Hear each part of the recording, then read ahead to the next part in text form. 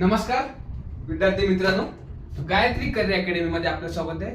तर आज आपण आपल्या चॅनलवर वर्ण उच्चार टॉपिक शिकवायला सुरुवात करत आहोत. तर वर्ण उच्चार शिकवायच्या आधी वर्ण म्हणजे नक्की काय, शब्द म्हणजे नक्की काय, वाक्य म्हणजे काय, तर हे आपण पाहूयात. बघा, वर्ण म्हणजे काय, तर आपल्या तोंडामधून जे मूलध्वनी बाहेर निघतात त्या मूलध्वनींना आपण वर्ण असे म्हणतात. काय, तर आपल्या तोंडाद्वारे निघणाऱ्या मूलध्वनींना वर्ण असे म्हणतात. नंतर काय, तर अक्षर. अक्षर म्हणजे काय, जे वर्ण किंवा मूलध्वनी आहेत ते काळाच्या युगामध्ये नष्ट होऊ नयेत. काय, तर वर्ण किंवा मूलध्वनी जे काळाच्या युगामध्ये नष्ट होऊ नये म्हणून ते दर्शवण्यासाठी वेगवेगळी ध्वनी चिन्हे किंवा खुणा दर्शवले जातात, त्यांना अक्षर असे म्हणतात. समजतोय? म्हणजे काय, ते वर्ण आहेत ते नष्ट होऊ नयेत, आपल्याला पुन्हा बघायचे, पुढच्या पिढीला दाखवायचे, आपल्यानंतर दुसरी जो पुस्तक वाचणार किंवा काय असणार त्याला ते दाखवायचे, त्यासाठी ते नोंद केली जाते. म्हणजेच त्या खुणा दर्शवल्या जातात, चिन्हे वापरले जातात, त्यांनाच अक्षर असे म्हणतात. प्रत्येक अक्षर हा पूर्ण उच्चाराचा वर्ण असतो. काय, प्रत्येक अक्षर पूर्ण उच्चाराचा वर्ण असतो. म्हणजे कसा, एक्झाम्पल बघा, उदाहरण आहे मुलांनी, हा शब्द आहे बरोबर. या शब्दामध्ये अक्षर किती आहेत, तर मु, ला, नी हे 3 अक्षर दिलेत त्यांनी. त्यामधले मु हा एक अक्षर आपण घेतला आणि त्या मूची फोड केली, मचा पाय मोडा अधिक उ, हे 2 मूलध्वनी एकत्र येऊन एक अक्षर तयार झालंय. कोणता, मु. समजतोय अक्षर म्हणजे काय? चला, शब्द म्हणजे काय, तर अक्षरांच्या अर्थपूर्ण मांडणीला शब्द असे म्हणतात. अक्षरांच्या अर्थपूर्ण मांडणीला शब्द असे म्हणतात. फॉर एक्झाम्पल इथे बघितलं आपण, मु, ला, नी हे 3 शब्द आहेत, अक्षर आहेत. सॉरी, मु, ला, नी हे 3 अक्षर आहेत, ते एकत्र केलं आणि एक शब्द मांडला, मुलांनी, एक शब्द तयार झाला. म्हणजेच काय, तर अक्षरांच्या अर्थपूर्ण मांडणीला किंवा जुळणीला आपण शब्द असे म्हणतात. वाक्य. वाक्य म्हणजे काय, तर आता फॉर एक शब्द, मुलांनी क्रिकेट खेळावे, मुलांनी क्रिकेट खेळावे हे 3 शब्द आहेत. मुलांनी क्रिकेट खेळावे, तर हे शब्द एकत्र केले तर काय होणार बघा. पहिले आपण वेगळे शब्द घेऊ, मुलांनी क्रिकेट खेळणे, हे 3 शब्द आपण वेगवेगळे घेतले, आता एकत्र करा तर मुलांनी क्रिकेट खेळले. बरोबर, म्हणजेच काय, तर शब्दांच्या अर्थपूर्ण मांडणीला किंवा जुळणीला जर थोडक्यात सांगायचं झालं तर उदाहरण बघा, वाक्य काय, तर मुलांनी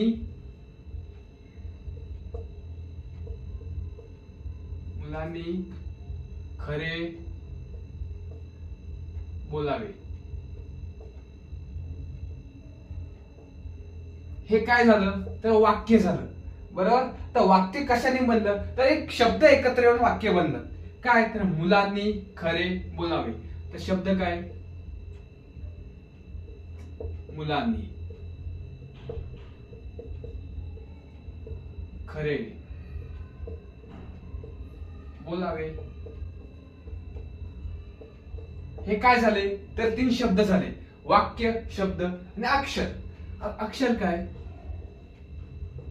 तर मु, ला, नी, ख, रे, गो, ला, वे हे काय, तर अक्षर आहेत. काय, अक्षर. अक्षर म्हणजेच काय, अक्षर किंवा ध्वनी चिन्हे. आता काय, तर मूलध्वनी, वर्ण. वर्ण काय, तर म घेतला, मची फोड काय, सॉरी मु घेतला, मुची फोड म अधिक उ, ला घेतला, लचा पाय मोडला अधिक आ, हे झाले वर्ण. वर्ण एकत्र येऊन काय झालं, अक्षर. अक्षरच्या अर्थपूर्ण मांडणीपासून शब्द तयार झाला, शब्दांच्या अर्थपूर्ण मांडणीपासून वाक्य तयार झालं. तर मग आता आपण वर्णमाला सुरुवात करूया. मग वर्णमाला सुरुवात करण्या अगोदर एक नंबर लक्षात ठेवा. नंबर काय, तर लक्षात राहण्यासाठी. एकूण आपल्या वर्णमालिकेत वर्ण किती आहेत, तर 52. लक्षात कसे, त्यामध्ये स्वर आहेत, स्वरादी आहेत, व्यंजन आहेत व विशेष संयुक्त व्यंजन असे सगळे मिळून एकूण 52 वर्ण आहेत. तर लक्षात कसे ठेवायचे, तर 14 2 34 2, 14 2 34 2 काय, तर 14 2 34 2 हे काय आहेत, तर बघा वर्णमालेत एकूण 14 स्वर आहेत, 14 स्वर आहेत, 2 स्वरादी, 34 व्यंजने आणि 2 विशेष संयुक्त व्यंजन, विशेष संयुक्त व्यंजन. एकूण किती झाले, 4 8 12, 2 झाले 3 4 5 52. एकूण किती वर्ण झाले, 52. एकूण आपल्या वर्णमालेत 52 वर्ण आहेत. तर आपण सुरुवात करूया स्वर पासून. बघा एकूण स्वर किती, 14. कोणते कोणते, अ आ इ ई उ उ ऋ लु ए ऐ ऐ ओ आ औ. एकूण 14 स्वर झाले. बघा 1 2 3 4 5 6 7 8 9 10 11 12 13 14 हे 14 स्वर. तर वर्णमालेत एकूण 14 स्वर, 2 स्वरादी, 34 व्यंजने आणि 2 विशेष संयुक्त व्यंजने. तर स्वर मध्ये काय, आपण स्वर पासून सुरुवात करूया, नंतर पुढे पुढे जाऊया. एकत्र सर्व देत नाही. स्वर नंतर स्वर झाला, स्वराचे प्रकार आहेत मध्ये, नंतर व्यंजन घेऊया, स्वरादी घेऊया, स्वरादी झाल्यावर व्यंजन घेऊया, व्यंजन झाल्यावर विशेष संयुक्त व्यंजन, असे क्रमाने जाऊया. स्वर मध्ये काय, तर स्वरामध्ये प्रकार पडतात काय, तर ह्रस्व स्वर, दीर्घ आणि संयुक्त स्वर. संयुक्त स्वर. ह्रस्व म्हणजे काय, तर उच्चार, त्या स्वरांचा उच्चार हा कमी असतो, आकुड असतो. कोणते कोणकोणते ह्रस्व असतात, तर आ सॉरी अ ई उ ऋ लू. कारण का, तर बोलताना उच्चार करताना त्यांचा उच्चार हा कमी कालावधी लागतो, उच्चार करण्यासाठी कमी कालावधी लागतो. दीर्घ, दीर्घ म्हणजे काय, तर त्यांचा उच्चार लांबट असतो. कोणते कोणते, तर आ, दुसरी ई, दुसरा उ, ए आई ओ औ. हे काय, तर दीर्घ स्वर आहेत, कारण त्यांचा उच्चार करण्यासाठी लांबट कालावधी असतो, म्हणजे उच्चार करायला जास्त वेळ लागतो, म्हणून ते दीर्घ स्वर. संयुक्त, संयुक्त म्हणजे काय, तर 2 स्वर एकत्र येऊन एक स्वर बनला जातो, त्याला संयुक्त स्वर म्हणतात. तर कोणते कोणते आहेत, तर ए आई ओ आणि औ हे संयुक्त स्वर आहेत. कोणते कोणते, ए आई ओ औ. 2 स्वर कोणते आहेत, तर ते 2 स्वर एकत्र येऊन तो एक स्वर तयार झालाय. कोणते, ए. ए मध्ये कोणता, अ अधिक ई, छोटी असू शकते किंवा मोठीशी ई असू शकते, ते मिळून आई तयार झाला. कसा, बघा एकत्र उच्चार करा, ऐ ऐ ऐ, बरोबर. तर आई, आ अधिक ई, छोटी किंवा मोठी येऊन आई तयार झालाय. उच्चार करून बघा, आई आई आई आई. 2 स्वर एकत्र येऊन एक स्वर तयार झाला, त्याला संयुक्त स्वर म्हणतात. ओ, ओ म्हणजे काय, उ अ अधिक उ, छोटा उ किंवा मोठा उ, ओ औ औ. तर औ, औ मध्ये काय, तर आ अधिक उ एकत्र येऊन औ तयार झाला. म्हणजेच संयुक्त स्वर, 2 स्वर एकत्र येऊन एक स्वर तयार होतो, त्याला संयुक्त स्वर असे म्हणतात. ज्या स्वरांचा उच्चार करण्यासाठी लांबट कालावधी लागतो, दीर्घ कालावधी लागतो, त्यांना दीर्घ स्वर म्हणतात. ज्या स्वरांचा उच्चार करण्यासाठी कमी कालावधी लागतो त्याला ह्रस्व स्वर असे म्हणतात. समजलं? अजून एक आहे दीर्घ स्वर, सॉरी आदत्त स्वर. म्हणजे काय? आदत्त स्वर तर ऍ आणि ऑ. काय? ऍ आणि ऑ. हे अरविंद मंगळूरकरांनी इंग्रजीमधून 2 स्वर मराठीमध्ये आणलेत व त्यांना नाव दिलंय आदत्त स्वर. त्यांना आदत्त स्वर म्हणून ओळखले जाते. कोणते कोणते? ऍ आणि ऑ. समजलंय? हे झाले आपले स्वरांचे उच्चारानुसार प्रकार. आता स्वरांचे उच्चार स्थानानुसार प्रकार बघा. कोणते? तर सजातीय,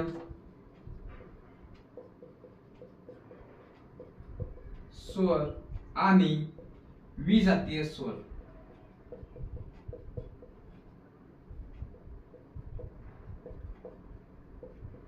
सजातीय म्हणजे काय? तर जे स्वर एकाच उच्चार स्थानातून निघणाऱ्या स्वरांना सजातीय स्वर म्हणतात. एकच उच्चार स्थानातून बाहेर निघतात. म्हणजेच कोणते? तर अ आ, ई ई, उ ऊ, ए आई, ओ औ. एकच उच्चार स्थानातून बाहेर निघतात. बघा वेगळं वाटतंय का? अ आ, ई ई, उ ऊ, ए आई, ओ औ. विजातीय म्हणजे काय? वेगवेगळ्या उच्चार स्थानातून निघणाऱ्या स्वरांना विजातीय स्वर म्हणतात. म्हणजे कोणते? तर अ आणि ई. बघा उच्चार सेम वाटतंय का? ते वेगळे वाटतात अ ई. पण सजातीय म्हणजे कसं? अ आ, ई ई. उच्चार सेम वाटतोय. पण विजातीय मध्ये सेम वाटतोय का? नाही. कसं वाटतंय? अ ई, आ, ए, उ, ई असे वेगवेगळे आहेत. म्हणजेच कोणते? विजातीय स्वर. समजलं? स्वर झाले. आता पुढं काय? तर 14 झाले.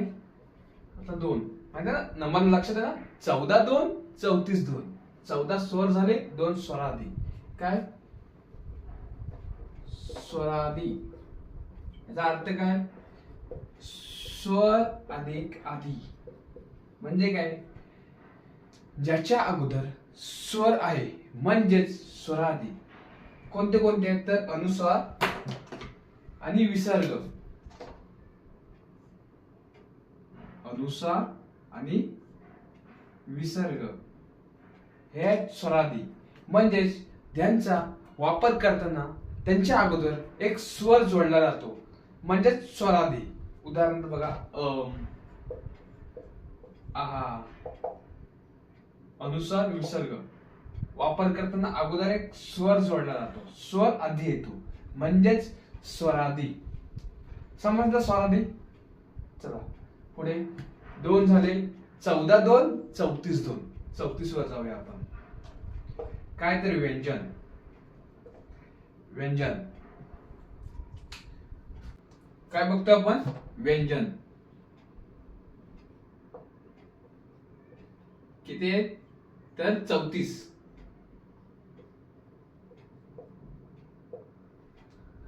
आता लक्षात कसे ठेवायचे?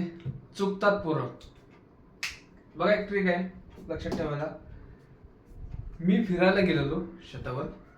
फिरायला नाही गेलो म्हणजे कामासाठी गेलो होतो. शेतावर पेरणीसाठी गेलो होतो. तेव्हा माझा पाय कचाट्यात अडकला. पाय कशामध्ये अडकला? कचाट्यात पाय अडकला. कशात? क चा टा त पा य. माझा पाय कशात अडकला?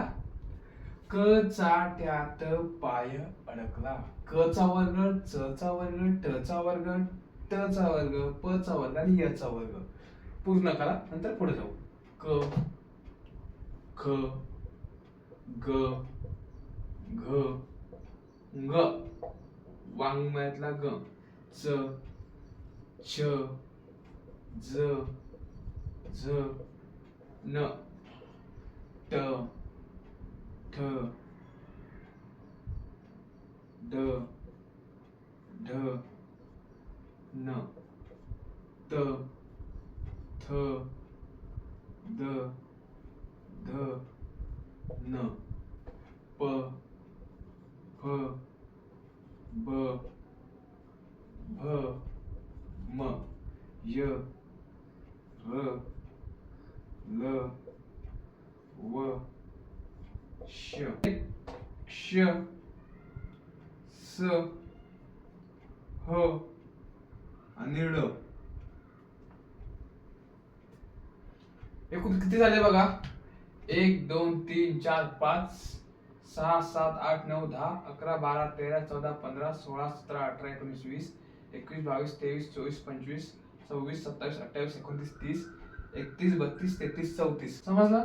व्यंजन म्हणजे नक्की काय? तर बघा, क ख पासून ह पर्यंतच्या 34 वर्णांना व्यंजन असे म्हणतात.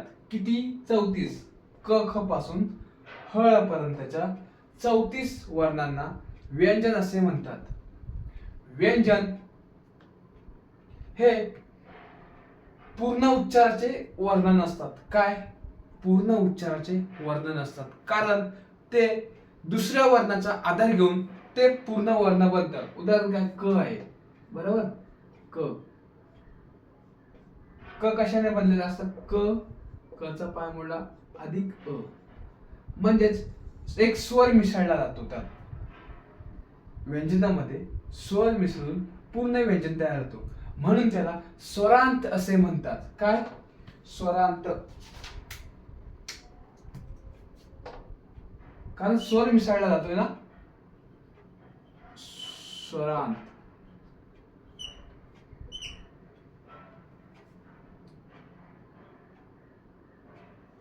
आणि व्यंजन पूर्ण उच्चाराचे नाहीत, ते दाखवण्यासाठी एक पाय मोडला जातो, बरोबर?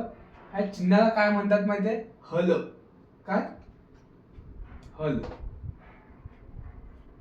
या चिन्हाला म्हणतात हल. म्हणून या स्वरांना अजून काय नाव म्हटलं? ते हलांत. कारण ते पाय मोडून दाखवले जाते, म्हणून हलांत असे देखील म्हटले जाते. हलांत. आणि ते इतर वर्णावर पण अवलंबून आहेत, म्हणजे स्वरावर अवलंबून आहेत, बरोबर? म्हणून त्याला परवर्ण देखील म्हणतात. काय? परवर्ण देखील म्हणतात. तर स्वरांचे नाव, व्यंजनांचे नाव आहेत. कोणते कोणते? व्यंजन, स्वरांत, हलांत, परवर्ण. हे व्यंजनांची इतर नावे आहेत. तर परीक्षेला प्रश्न काय विचारू शकतो? तरी नाव व्यंजन न विचारता तुम्हाला स्वरांत विचारू शकतात, हलांत विचारू शकतात, परवर्ण विचारू शकतात. समजतोय? चला, जसे आपण स्वरांचे प्रकार बघितले, तसेच व्यंजनाचे पण प्रकार आहेत. तर कसे बघा? तर पहिले बघा, क क पासून भम पर्यंतच्या जे 25 वर्जन आहेत त्या स्पर्श व्यंजने म्हणतात. काय? तर स्पर्श. स्पर्श. कारण का? स्वर म्हणजे काय होतं? मगाशी बघितलं आपण, जेव्हा उच्चार करतो तेव्हा ओठांचा एकमेकांशी किंवा जिभेच्या मुखातील कोणत्याही भागाला स्पर्श न करता मुखाद्वारे ते ध्वनी बाहेर पडतात, तेव्हा ते स्वर. पण व्यंजन स्पर्श व्यंजने का? जेव्हा हे आपण उच्चार करतो तेव्हा ओठाच्या एकमेकांशी किंवा जिभेच्या मुखातील कोणत्या नाही कोणत्या तरी भागाशी स्पर्श होतो, म्हणून त्यांना स्पर्श व्यंजने म्हणतात. किंवा स्फोटक व्यंजने देखील म्हणतात. काय? स्फोटक. स्फोटक व्यंजने देखील म्हणतात. तर किती आहेत? 25. बघा, 1 2 3 4 5. 1 2 3 4 5. 5 5 5 गुणिले 5 25. काय? स्पर्श. समजला? याच्या पुढे बघायला गेलो तर कठोर, मृदू, अनुनासिक असे भाग पडतात. कसे? तर बघा, तर पहिले दोन कठोर. कठोर का?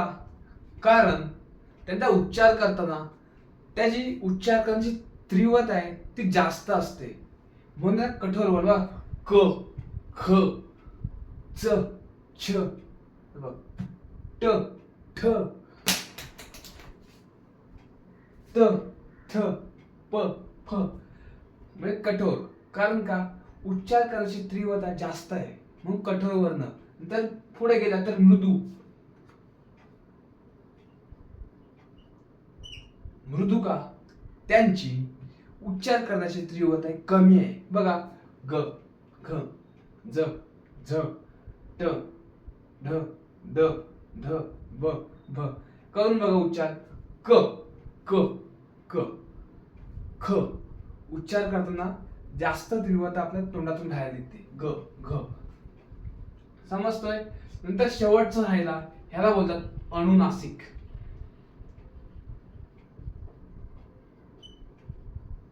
अनुनासिक कारण त्यांचा उच्चार करताना आपण नाकातून बोलले जातो, नाकातून उच्चार केला जातो. करून बघा. ग, ग, ग. नाकातून आपला हवेचा मार्ग मोकळा होतो. न, न, न, न, म. हे काय तर अनुनासिक आहेत. समजला? कठोर, मृदू, अनुनासिक हे सगळे मिळून स्पर्श व्यंजने. कठोर किती? 10, मृदू 10, अनुनासिक 5. एकूण वर्णमालिकेत 10 नाही. आपण यांच्यामधले बघतोय पहिलं, पुढे अजून बाकी आहेत. समजतोय? फक्त एक कचटाचा प ह्या 5 वर्गात आपण हे बघतोय. याच्यानंतर राहिले अर्धस्वर. कोणते? अर्धस्वर. तर कोणते कोणते? तर य, र, ल, व. यांना अर्धस्वर असे म्हणतात. का?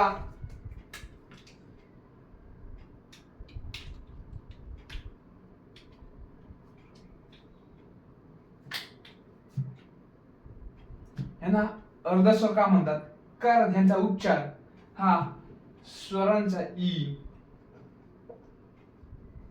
ऋ, लू व उ यांच्यासारखाच आहे. ह्या स्वरांसारखा उच्चार मानला जातो म्हणून त्यांना अर्धस्वर असे मानले जातात. समजलं? या पुढे काय राहिलं अजून? पुसूया आपण.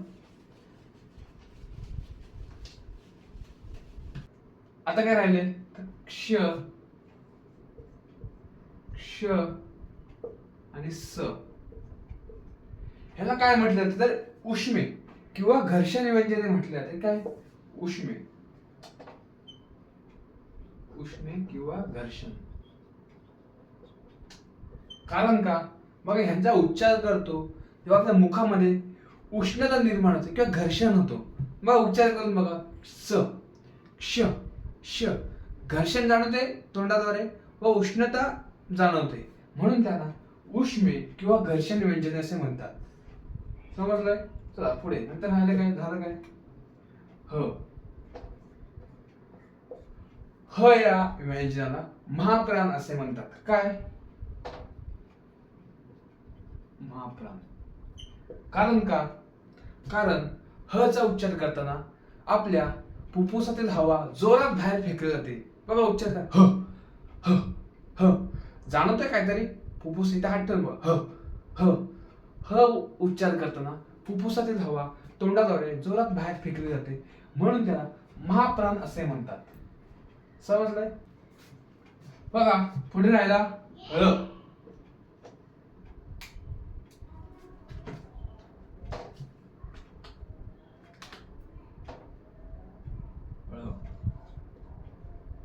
ळ काय?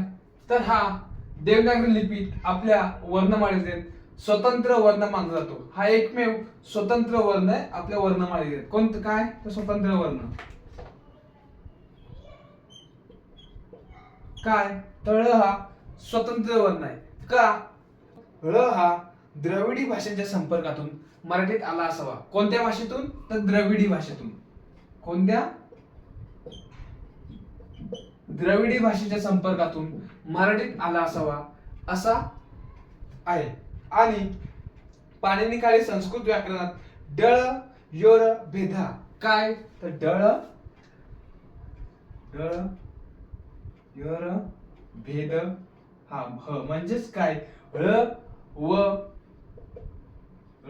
ड हे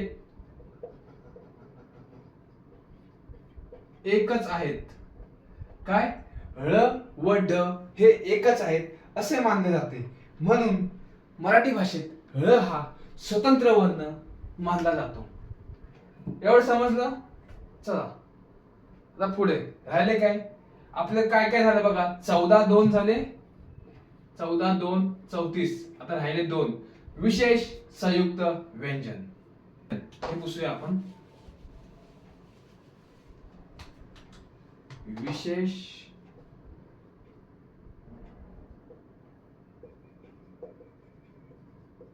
संयुक्त व्यंजन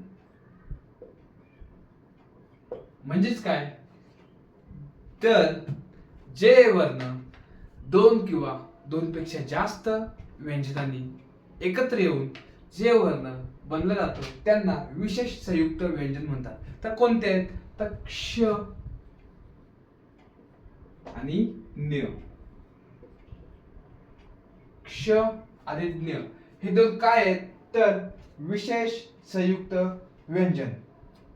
तर क अधिक क्ष अधिक अ दोन व्यंजन एक स्वर एकत्र येऊन क्ष तयार झाला म्हणजेच विशेष संयुक्त व्यंजन. आता काय तर न्य. न्याची फोड कशी बघा तर द न अधिक अधिक य अधिक अ. काय द न य अ न्य. 3 व्यंजन प्लस एक स्वर एकत्र न्य तयार झाले म्हणजेच विशेष संयुक्त व्यंजन. आणि आता आपली 14 2 34 2 ह्या प्रमाणे झालेले आहे. काय तर 14 स्वर झाले, 2 स्वरादे झाले, 34 आपण व्यंजनी पाहिले आणि 2 विशेष संयुक्त व्यंजने हे आता पाहिले. तर आता आपली वर्णमाला झालेली आहे.